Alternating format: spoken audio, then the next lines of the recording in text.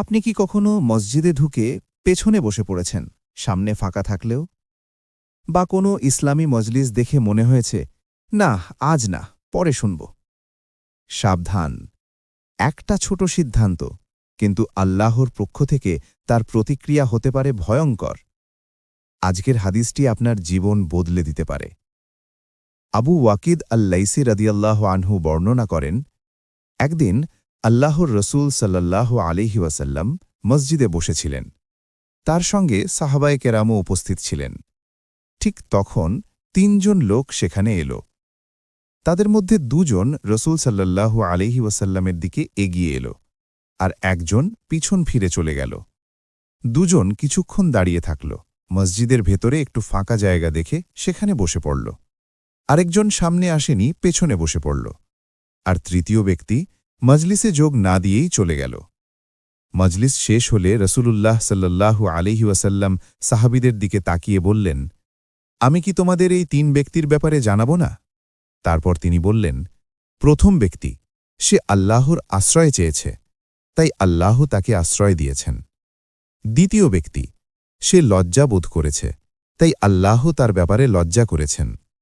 তৃতীয় ব্যক্তি, সে মুখ ফিরিয়ে নিয়েছে, তাই আল্লাহ তার থেকে মুখ ফিরিয়ে নিয়েছেন।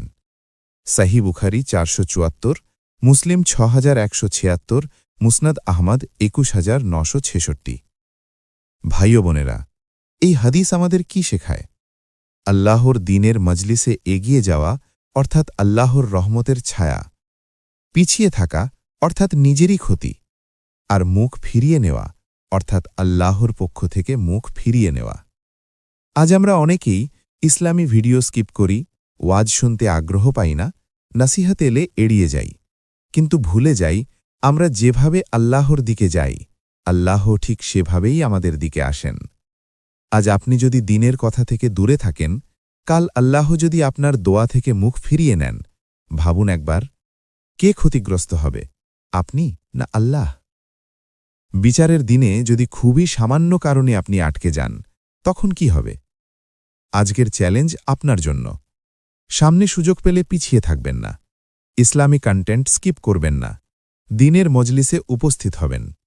যদি এই ভিডিও আপনাকে একটুও নাড়া দিয়ে থাকে, লাইক দিন, কমেন্টে লিখুন, আমি আল্লাহর দিকে এগিয়ে আসব। ফলো বা সাবস্ক্রাইব করুন, কারণ হয়তো পরের ভিডিওটাই আপনার নাজাতের কারণ হবে। ভিডিওটি শেয়ার করুন, হতে পারে আপনার শেয়ারের মাধ্যমে আরেকজন আল্লাহর আশ্রয়ে চলে আসবে। আল্লাহ আমাদের সবাইকে তার দিকে এগিয়ে যাওয়ার তৌফিক দিন। আমিন।